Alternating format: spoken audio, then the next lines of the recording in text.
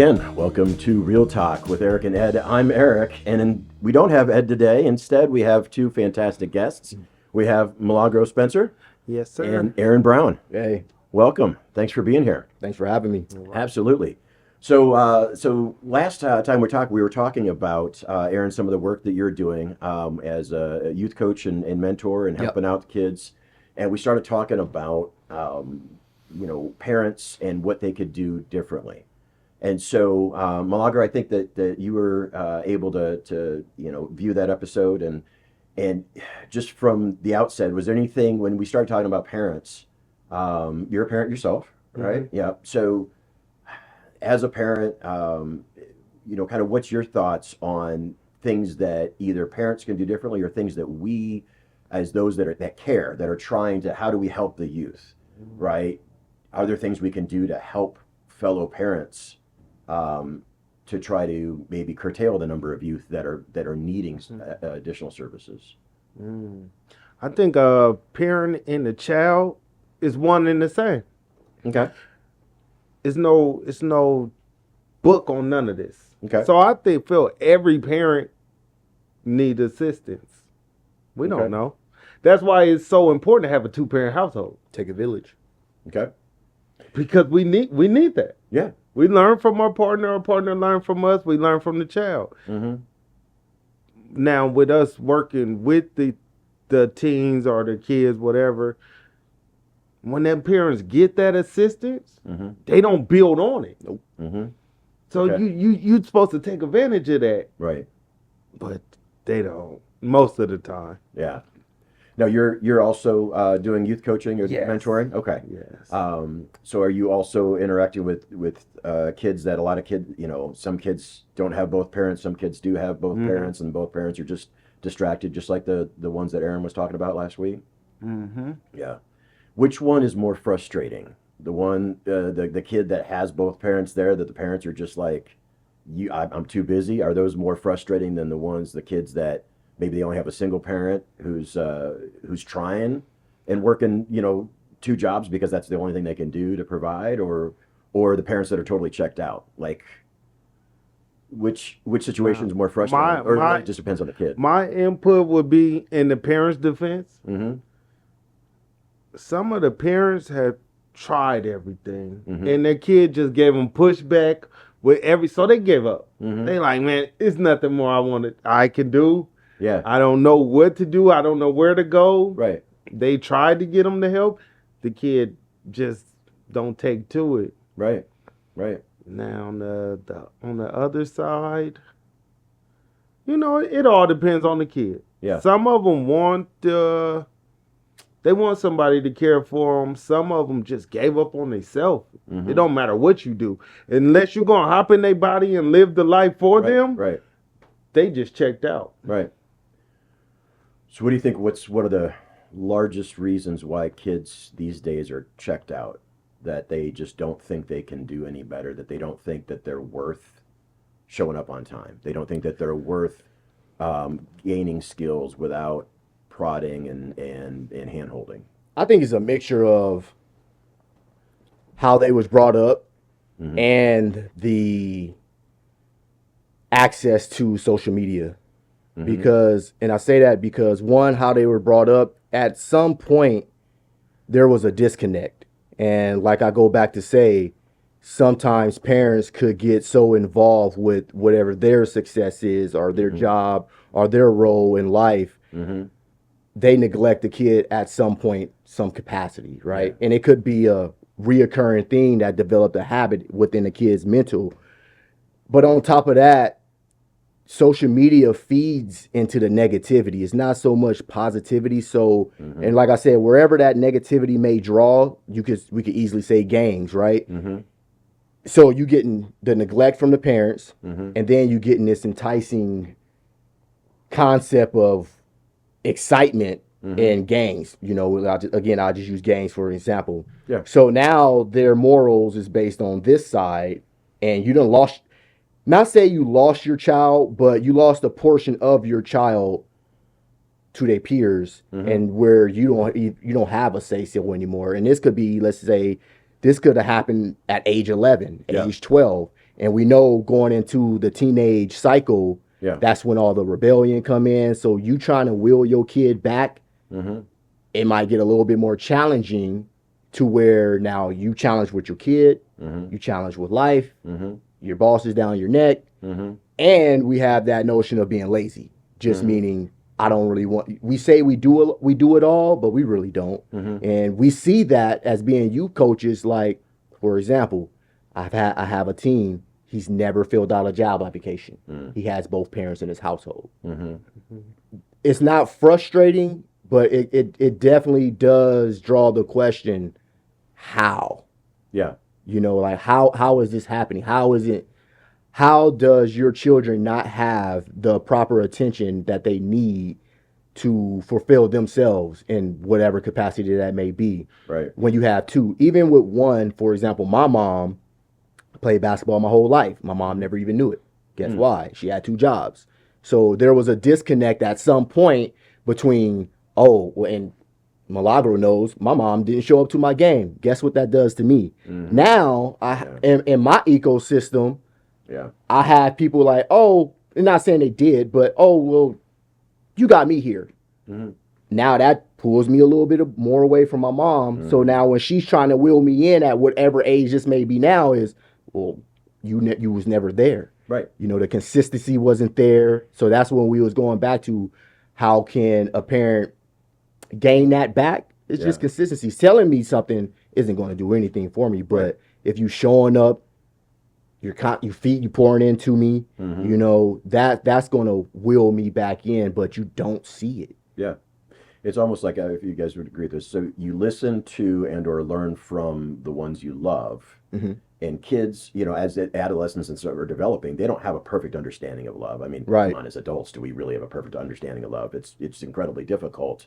And so if parents aren't giving love in a way that kids understand and receive it, they're going to seek it out. And then, you know, years ago, Words from the Hood podcast with Frank Lucas and Pastor Ty Schenzel from the Hope Center, right? I remember listening to that, and Frank Lucas gave an overview of gangs, and that was the first time I really understood the concept of this is family, this is love. That's from his perspective one of the reasons, and I think you've kind of alluded to some similar, concepts of this is not folks trying to these aren't kids trying to go do horrible things and get Right. into trouble. It is, it's a matter of how do I find community and love, and it's love that I understand. And so if parents aren't involved and they allow another entity to come in and be love to their kids, then then that's now interrupted. Now the parent's not loving, and I mean even as privileged as I think Malaga would probably say that I grew up.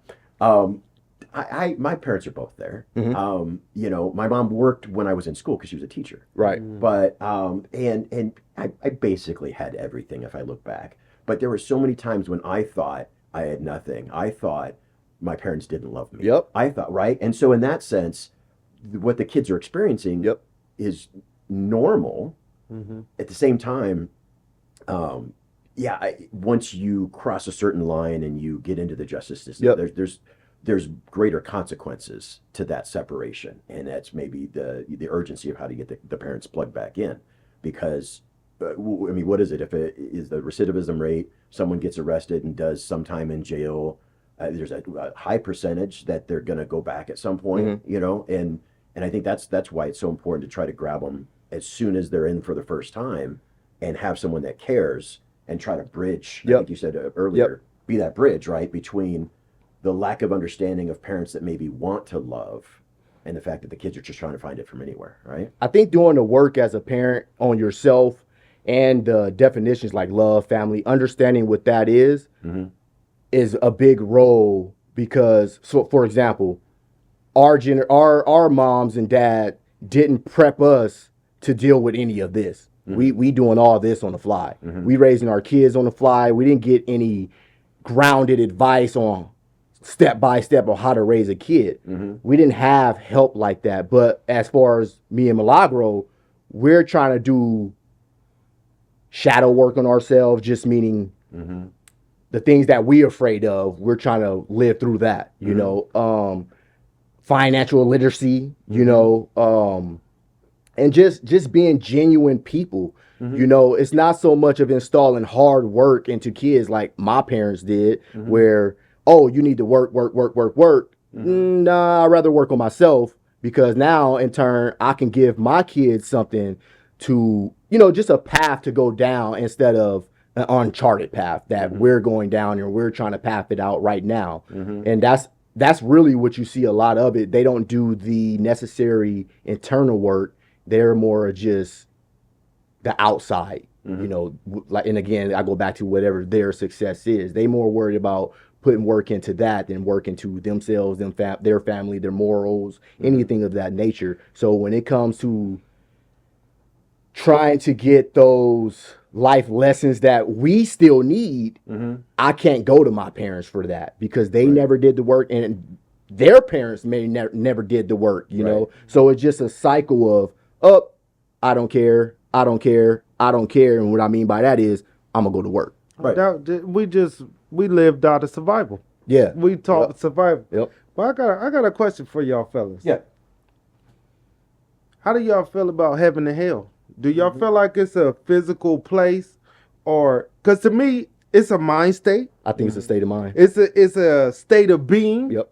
And it's a state of condition. Yep. When I'm in the ghetto, that could be my heaven, but somebody from the outside, it could be their hell. Yeah. And I feel like that even from our parents to the kids, whatever, y'all see hell. They don't see that. Yep. If I was a slave for 500 years, after slavery got released, you know, some of them people never wanted to leave the plantation. Yep. They didn't leave. Yep. Just like when people come out of jail. Yeah. Outside world scares them, they run back. And that's what y'all dealing with. Y'all see hell. Yep. They see they heaven. Yeah. Yeah. I mean, I would separate it in this way. So we are on this earth because God created us at this time on purpose, right? So it was part of God's plan. However, you know, that what we do and don't understand, each one of us, God has a plan or a purpose for us to be born. Okay, great. At some point in time, our earthly body expires. Our spirit, which God's known since the beginning of the time, according to the word, will continue on. And that is where the eternity of heaven and hell, as far as the spiritual, the place where our spirits, you know, will exist for eternity, according to my understanding of the word, those are two different places. However, you have an excellent point as far as the right now. Like, what do we think heaven is? What do we think hell is? What do we see as paradise or our happy place? What is it that where do we feel comfortable?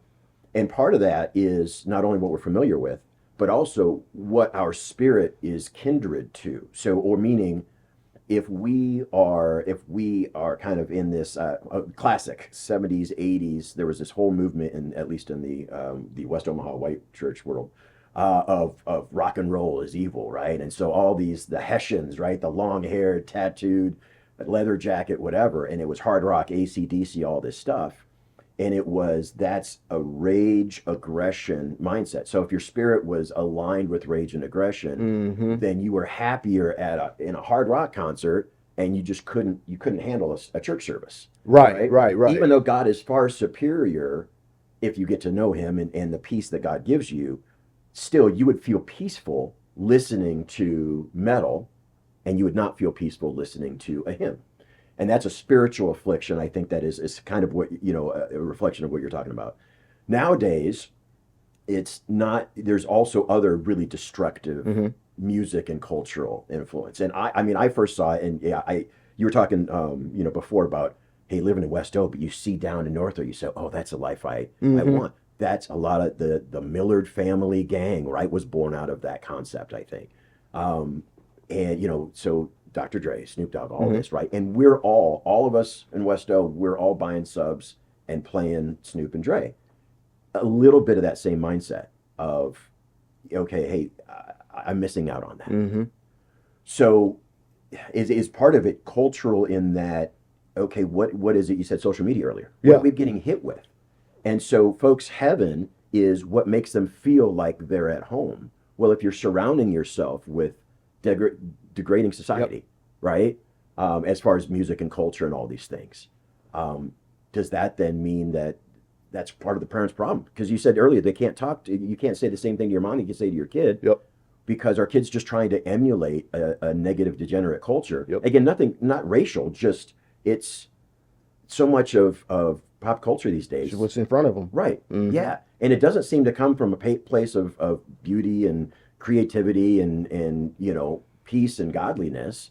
Everything comes, not everything, but there's so many things coming from a place of aggression or Yep. in your face or selfishness or, I don't know. I think it's a sense of state of mind, Yeah. because if you learn to live in the present and understand what's going on with you today and not let tomorrow affect you and not so much look towards the future, which can affect you in a sense as well, whatever state that you're in, you can kind of break that situation down. So for example, and we talk about this all the time, if something bad happens to me when I step foot out here, am I going to take that on for the rest of the day, or I'm just going to sit there, live in the present and be like, okay, well, this just happened, but that doesn't reflect the rest of the day. If you sit there and dwell on that specific moment, I think that could put you in a state of hell in a sense, right? If something good happens to you outside when you walk out this door, your rest of your day can be just focused right on that, and that'll have you in a sense of heaven. I think it's really just a perception of what you ingest, for sure what you ingest. If you just thinking negative all the time, well, we know thoughts go into actions perceive your reality. So if your thoughts is negative, your action is going to be negative, your reality going to be negative, and you probably going to live in that state of negativity, and that's what's going to attract every single time to you, rather it's past, present, future.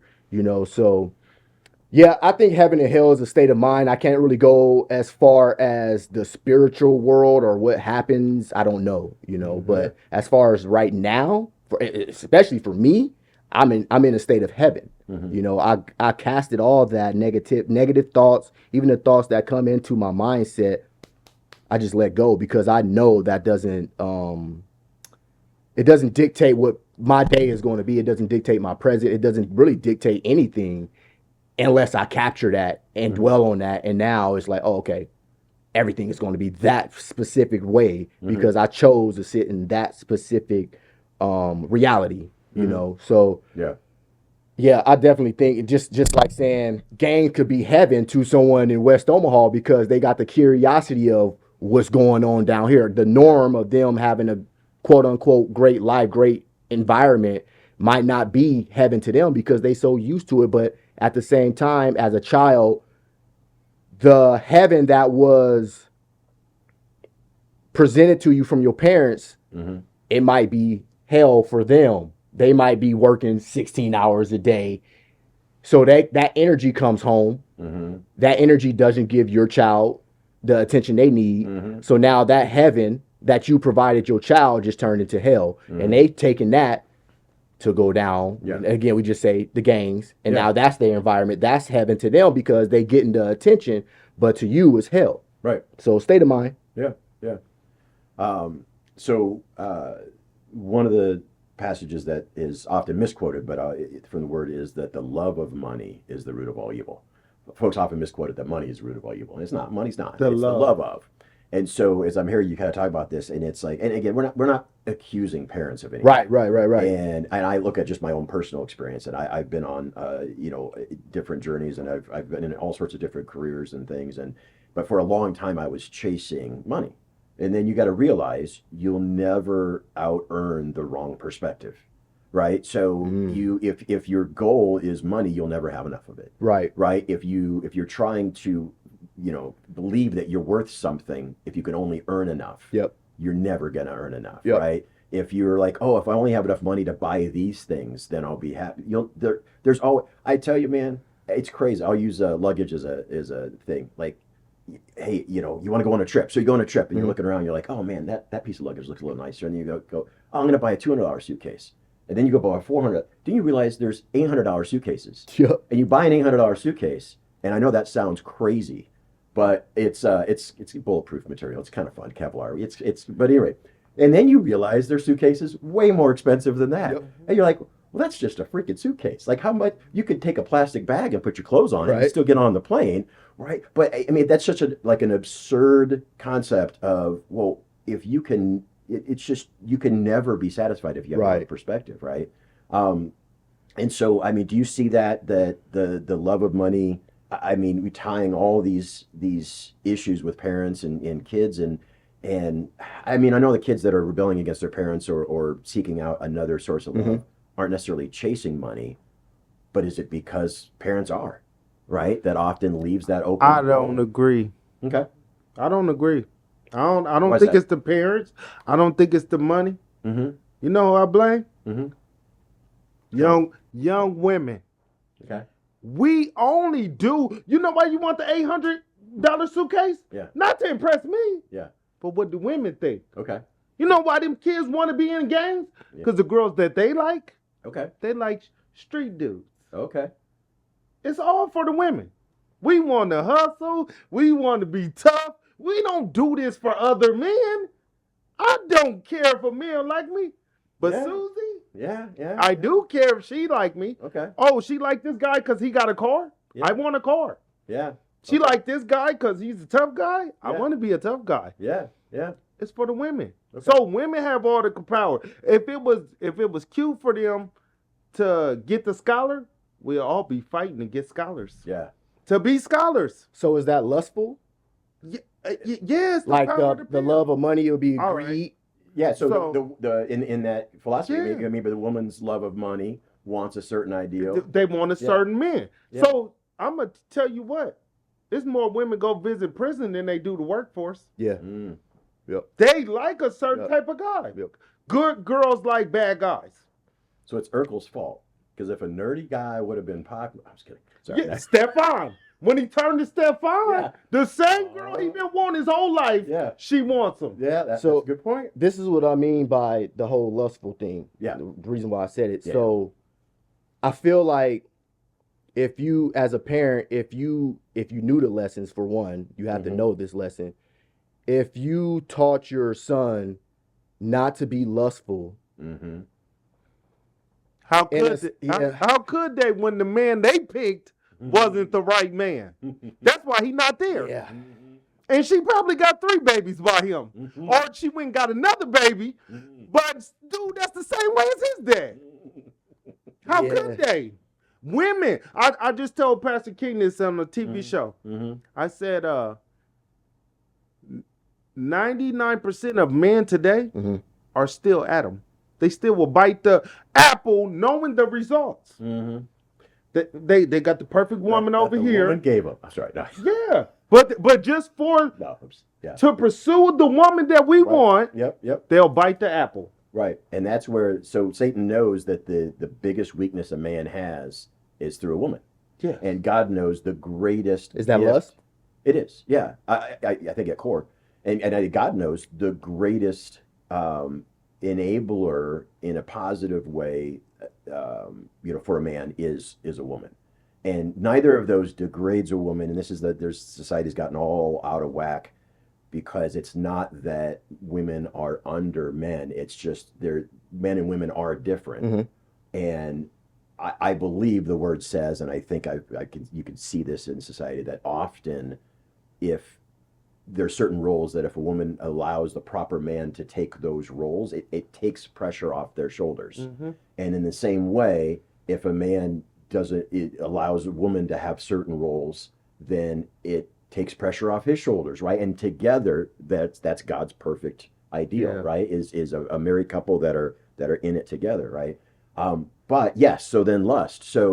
But sin entered the world after Adam and Eve each took the bite, and so now lust is men are born Mhm. sinfully lustful, and let's not give women a free pass. The last 20 years, that's been a big growth area for society, is to enhance the lust factor of women, right? I mean, thanks Channing Tatum for at least the West O ladies.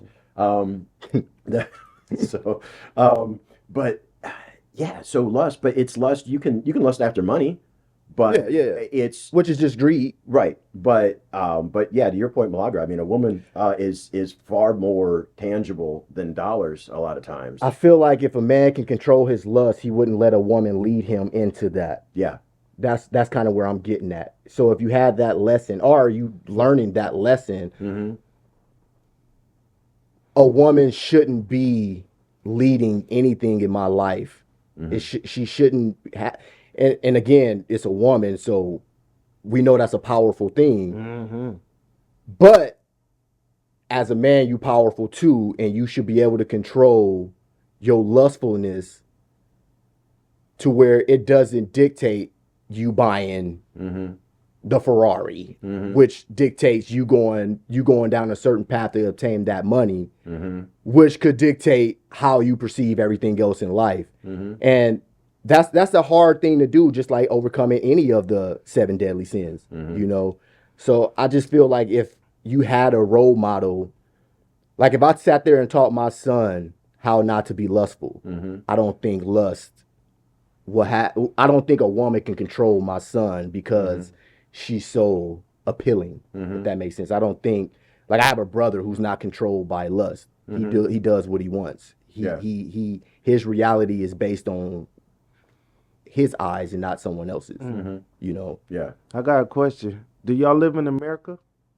And that's the other part. Do y'all live in America? Yep. I don't believe y'all. America, when we born in the classes, Yep. they already told you who you were when you was born. Based off of what? How are you getting put in the class?